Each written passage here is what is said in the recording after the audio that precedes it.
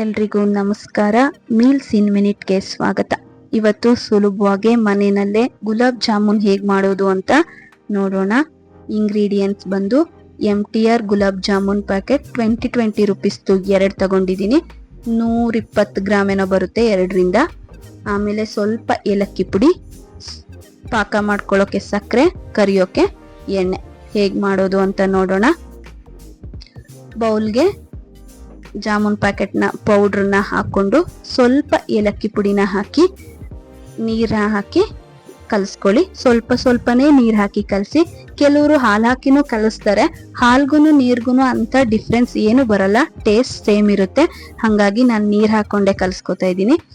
ಸ್ವಲ್ಪನೇ ಹಾಕಿ ಸ್ಮೂತ್ ಆಗಿ ಕಲಸಿ. ಚಪಾತಿ ಹಿಟ್ಟಿನ ತರ ನಾದಿ ಹಿಟ್ಟನ್ನ ಕಲಿಸ್ಬೇಡಿ. ಸ್ವಲ್ಪನೇ ನೀರು ಹಾಕಿ ಚಪಾತಿ ಹಿಟ್ಟಿನ ಹದಕ್ಕೆ ಕಲಸಿ. ಆದ್ರೆ ಮತ್ತೆ ಹೇಳ್ತಾ ಇದ್ದೀನಿ, ನಾದಬೇಡಿ, ಸ್ಮೂತ್ ಆಗಿನೇ ಕಲ್ಸ್ಕೊಳ್ಳಿ. ಲಾಸ್ಟಿಗೆ ಸ್ವಲ್ಪ ಎಣ್ಣೆ ಹಾಕೊಂಡು 10 ನಿಮಿಷ ರೆಸ್ಟಿಗೆ ಎತ್ತಿಟ್ಕೊಳ್ಳೋಣ. ಈ ಕಡೆ ಪಾಕ ಮಾಡ್ಕೊಳ್ಳೋದು ಹೇಗೆ ಅಂತ ನೋಡೋಣ. ಅದು ರೆಸ್ಟ್ ಆಗೋದ್ರೊಳಗೆ ಪಾಕ ಮಾಡ್ಕೊಳ್ಳೋಕೆ 2 ಗ್ಲಾಸ್, ದೊಡ್ಡ ಗ್ಲಾಸ್ ಅಲ್ಲಿ 2 ಗ್ಲಾಸ್ನ ನೀರ್ ಹಾಕಿದೀನಿ. ನಾವು ಮಾಮೂಲಿ ಮನೆಯಲ್ಲಿ ನೀರ್ ಕುಡಿಯೋಕೆ ಯೂಸ್ ಮಾಡ್ತೀವಲ್ಲ, ಅದೇ ಗ್ಲಾಸ್ ಅಲ್ಲಿ 2 ಗ್ಲಾಸ್ ನೀರು. ಅದಕ್ಕೆ ಸಕ್ಕರೆನ ಆಡ್ ಮಾಡ್ತಾ ಇದ್ದೀನಿ. 2 ರಿಂದ 3 ಲವಂಗ. 1 ಕುದಿ ಬರ್ಲಿ ಸಾಕು. 1 ಕುದಿ ಬಂದ ಮೇಲೆ 5 ನಿಮಿಷ ಸಿಮ್ಮಲ್ಲಿಟ್ರೆ ಸಾಕು. ಅತಿ ಪಾಕ ಬರೋದೆಲ್ಲ ಬೇಡ. ಪಾಕ ಆದ್ರೆ ಅದು ಸ್ವೀಟ್ ಜಾಸ್ತಿ ಆಗಿ ಹೋಗ್ಬಿಡುತ್ತೆ. ನಮ್ಮನೆಯಲ್ಲಿ ಸ್ವಲ್ಪ ಸ್ವೀಟ್ ಕಮ್ಮಿ ತಿನ್ನೋದು, ಹಾಗಾಗಿ ನಾನು ಸಕ್ಕರೆನ ಸ್ವಲ್ಪ ಕಮ್ಮಿ ಹಾಕಿದೀನಿ. ನಿಮಗೆ ಹೇಗ್ ಬೇಕೋ ಹಾಗೆ ಟೇಸ್ಟ್ ನೋಡಿ. ನಿಮಗೆ ಸಿಹಿ ಬೇಕು ಇನ್ನು ಸ್ವಲ್ಪ ಅಂತ ಅನ್ಸಿದ್ರೆ ನೀವು ಇನ್ನು ಸಿಹಿನ ಆಡ್ ಮಾಡ್ಕೊಳ್ಳಿ. ಇನ್ನು ಸ್ವಲ್ಪ ಸಕ್ಕರೆನ ಹಾಕಿ ಕುದಿಸ್ಕೊಳ್ಳಿ.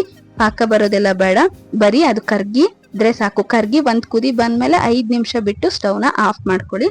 ಈ ಕಡೆ ಎಣ್ಣೆನ ಇಟ್ಕೊಳ್ಳೋಣ ಕಾಯಕ್ಕೆ. ಎಣ್ಣೆ ಕಾಯೋದ್ರೊಳಗೆ ಉಂಡೆಗಳನ್ನ ಮಾಡ್ಕೊಳ್ಳೋಣ. ಕಲ್ಸ್ಬೇಕಾದ್ರೆ ನಾದಿ ಕಲ್ಸಿ, ಮೇಲ್ಮೇಲೆನೆ ಕಲ್ಸಿ. ಅದು ಕ್ರ್ಯಾಕ್ ಬಂದ್ರೆ ಅದು ಚೆನ್ನಾಗ್ ಅನ್ಸಲ್ಲ.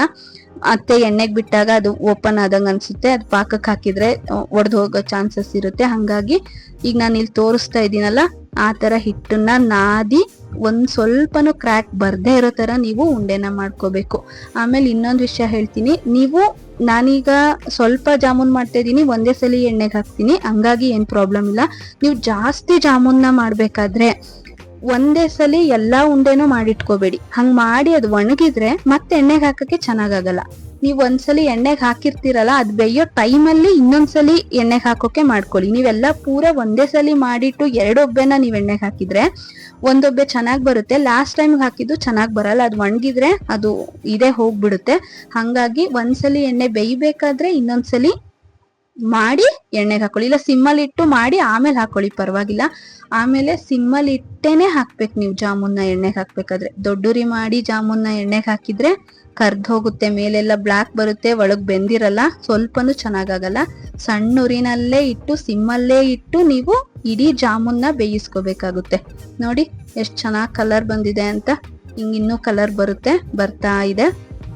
ಫುಲ್ ಚಂದ ಕಲರ್ ಬರೋ ತನಕನೂ ಬೇಯಿಸಿ, ಸಿಮ್ಮಲ್ಲೇ ಬೇಯಿಸಿ ಆದ್ಮೇಲೆ ಪಾಕಕ್ಕೆ ಮುಂಚೆ ಟಿಶ್ಯೂ ಪೇಪರ್ ಇಲ್ಲ ಪೇಪರ್ ಮೇಲೆ ಜಾಮೂನ್ನ ಹಾಕಿ ಡೈರೆಕ್ಟ್ ಪಾಕಕ್ಕೆ ಹಾಕ್ಬೇಡಿ. ಅದು ಆಯಿಲ್ ಎಲ್ಲ ಇರುತ್ತಲ್ಲ, ಚೆನ್ನಾಗಾಗಲ್ಲ. ಟಿಶ್ಯೂ ಆಯಿಲ್ನೆಲ್ಲ ಹೀರ್ಕೊಂಡ್ ಮೇಲೆ ಎಣ್ಣೆಗೆ ಹಾಕ್ಬೇಕು. ಈ ಕಡೆ ಪಾಕನ ಸೋಸ್ಕೊತಾ ಇದ್ದೀನಿ, ಅಂದ್ರೆ ಲವಂಗ ಎಲ್ಲ ಇರುತ್ತಲ್ಲ ಅದಕ್ಕೋಸ್ಕರ ಸೋಸಿ. ಆಮೇಲೆ ಎಣ್ಣೆ ಎಲ್ಲ ಹೀರ್ಕೊಂಡಿದೆ, ಈಗ ಚೆನ್ನಾಗಿ ಪಾಕಕ್ಕೆ ಹಾಕ್ತಾ ಇದ್ದೀನಿ. ಹಾಕಿ 1/2 ಅವರ್ ಇಲ್ಲ 1 ಅವರ್ ಬಿಡಿ. 1/2 ಅವರ್ಗೆ ಆಗಿರುತ್ತೆ, 1 ಅವರ್ ಬಿಡಿ. ಆಮೇಲೆ ನೋಡಿ ಎಷ್ಟು ಸೂಪರ್ ಆಗಿರೋ ಜಾಮೂನ್ ರೆಡಿ ಆಗಿದೆ ಅಂತ. ಮನೆಯಲ್ಲೇ ಚೆನ್ನಾಗಿ ಜಾಮೂನ್ನ ಮಾಡ್ಕೋಬಹುದು.